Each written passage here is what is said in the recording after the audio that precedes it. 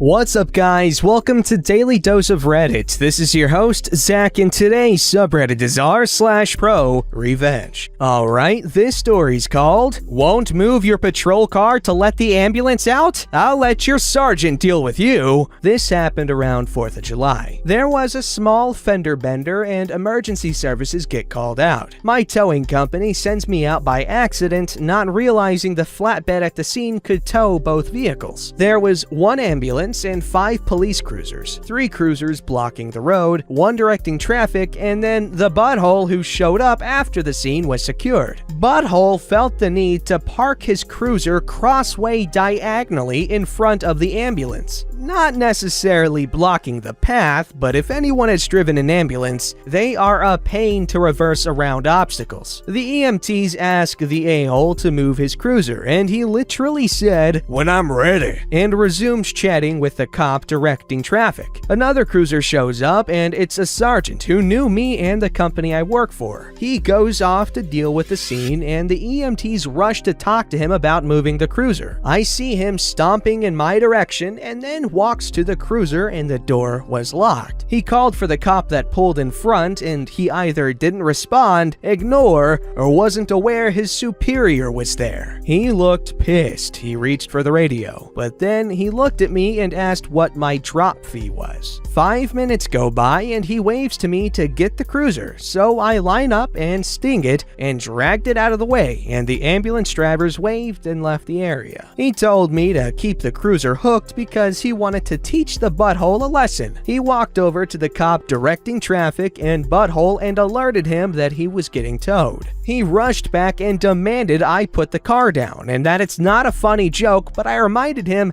that all tows are fair in the county if the car is illegally parked. He looked at the sergeant, and the sergeant reminded him that the ordinance extends to emergency vehicles. Had to look this up, it's not. He tried to negotiate it to 40, but my drop fee is 100. He hesitates, but he pulls 520s from his wallet, and I put his cruiser down. He got in the cruiser, and he didn't look too happy as he pulled away. The sergeant busts out laughing and said that kid needed that. He told me he's only been on the force less than a few weeks, and that he was acting like he ran the place as if he was the sergeant. We shook hands, talked about work and Hot Wheels, and I went off $100 richer. Hey, nice, you got a dummy cop to pay $100 to get his car back. What a dummy. Alright, this story's called, "She kept stealing my washing powder, so I gave her dye." I don't mind when my roommates borrow stuff. We've all been there. All I ask is that they replace what they take. You drink my milk? Just buy me new milk. It's as simple as that. Unfortunately, my roommate doesn't seem to get this. She keeps taking my stuff, and when I ask her to please replace everything she takes, she'll buy one new thing and forget to do it the next time despite having more money than me. I finally snapped when I wanted to wash my clothes,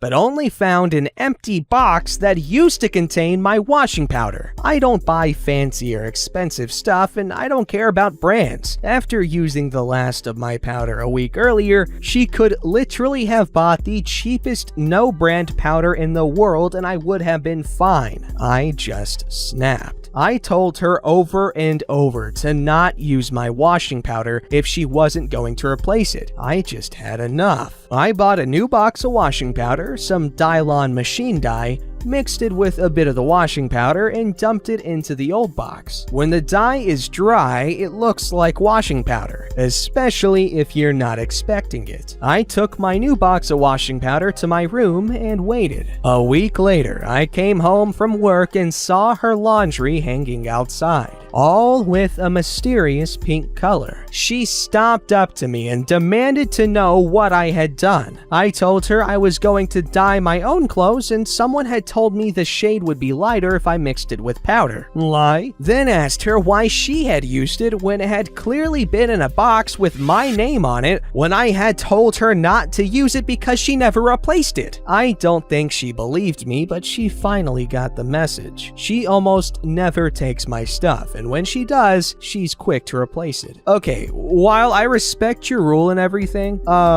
So if someone uses like your milk for a bowl of cereal, do you expect like a whole ass carton of milk to replace it? I mean, if so, it's cool and all because it's your stuff, and if someone uses it, it should be on your terms, but why? Anyway, really cool story, really satisfying revenge. I love stuff like this where someone's stealing your stuff and so you sabotage that thing, and yeah, then they screw their stuff up, or they screw themselves up with like explosive diarrhea or death or something. I don't know how crazy you guys are. This story's called Don't Be a D-Bag. I worked in a large government social service complex in a decent-sized city. The complex was made up of a few dozen office buildings and the residential facilities across many acres. Our team was recently combined from a few different counties. We were supposed to be the cream of the crop and have the best staff to run the agency. Parking was always an issue. People were parking spot vultures, especially around 8 a.m. when most of the service organizations opened. Some days you would have to hike a mile or more from some faraway lot across the campus. One of my colleagues thought he was better than everyone else. Very egotistical and arrogant. His flashy sports car was always parked in a lone employee handicap spot right below our office. I always wondered who owned the very nice ride until I saw him exit his car just after lunch. I told him it wasn't cool to park there. He said if anyone was that handicapped, they shouldn't be working for the government. Side note, our company was very on top of cultural competency. We had a very diverse work group, including many staff who had immigrated to the States and had worked for citizenship, including our COO. We also had a brilliant team member who used hand crutches. His experience was like a real-life Sean Connery James Bond. He had a remarkable military career in some of the scariest war zones on Earth, and even had the accent. He was more than competent. The sports car owner made it very clear that he was also from another country, and had a large map of his home country hanging in his office. He frequently would become upset when people asked if he was from a more widely known country, and would harumph about not making assumptions about people's ethnicity. I took a picture of his car and emailed it to my boss along with our conversation exchange. Our boss addressed it with everyone. Don't be a Richard. Don't park in the handicap spot unless you have tags too. The next morning, D-Bag's sports car was there again. I emailed my boss, who told me to call security and have it towed. Someone from the office saw it being towed and alerted D-Bag. He was outside negotiating with the towing company to not tow his car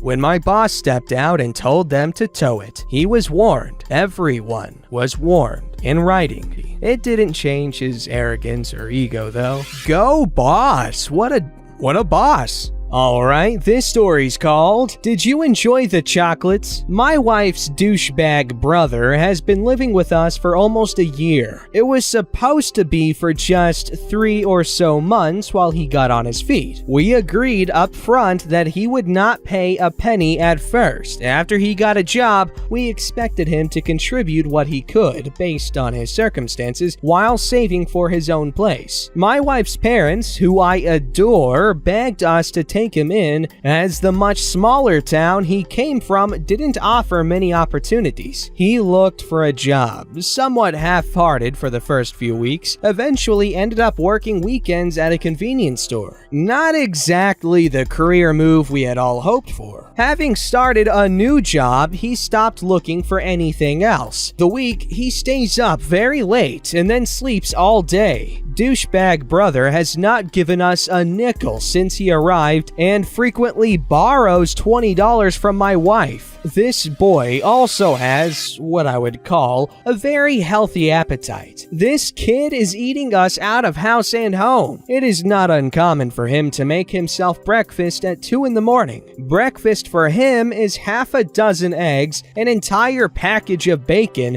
and half a loaf of bread. We get up in the morning often to find the kitchen destroyed with all of the cooking utensils and his dirty plate left out. The most frustrating part is any kind kind of treat that is brought into the house is immediately consumed by this guy. On grocery day, if you buy a bag of chips, that night he will eat the whole thing. He once ate a box of 50 Halloween-sized chocolate bars in 2 days. We started keeping some grocery foodstuffs in our bedroom just so they last more than 24 hours. My wife enjoys, in moderation, an occasional treat of peanut butter cups. It is one of her guilty pleasures. I actually made it part of our wedding vows where I committed to ensuring there will always be peanut butter cups in the house. This is proving to be extremely difficult with our current house guest. I try to keep a cookie jar in the kitchen full of them, but will frequently find it completely empty. After being caught without peanut butter cups by my wife several times due to douchebag brother eating the entire stash the day I brought it home, I plotted some petty revenge. I had found a brand of peanut butter cups that are made with an artificial sweetener, with a name that I can't pronounce, that is not recognized by your stomach. It makes the item sweet when it's in your mouth, but then it passes through your body unprocessed. The sweetener, however, accumulates in your bowels and functions like a weapons-grade laxative. The cookie jar was empty for several days when I filled it right to the top with the special weaponized peanut butter cups. I made sure douchebag brother was aware I filled it up. When I got up the following morning, the jar was completely empty. He had eaten all 24 of them. When he was leaving the house to catch the bus to work, I noted with some satisfaction he was looking a little green around the gills. A couple hours later, we received a frantic call from him asking us to pick him up immediately. He had crapped his pants at work. We're not talking a little skid mark or touching cloth. We are talking full-on poo-nami. Liquefied crap was running out of his pant legs.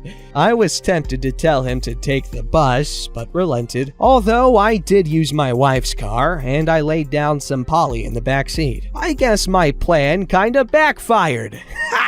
I will see myself out. Because I ended up in the car with him for 15 minutes and he stunk to high heaven. Although possibly with chocolatey undertones. But that might have been my imagination. He said it had come on without warning. He hadn't been feeling very well all day, had a stomach cramp and was walking towards the bathroom when he literally exploded. I took the opportunity to tell him his lifestyle choices probably contributed to his current predicament. Nothing changed. He is still here. He is still not contributing. Although I must note his eating habits have improved somewhat, and he also doesn't binge eat our treats anymore. Edit! Thank you for the awards. I am not sure I deserve them, having made a grown man poop his pants in public, but I guess others have done less for more. Thanks again. Well, that seemed like a rather unfortunate situation.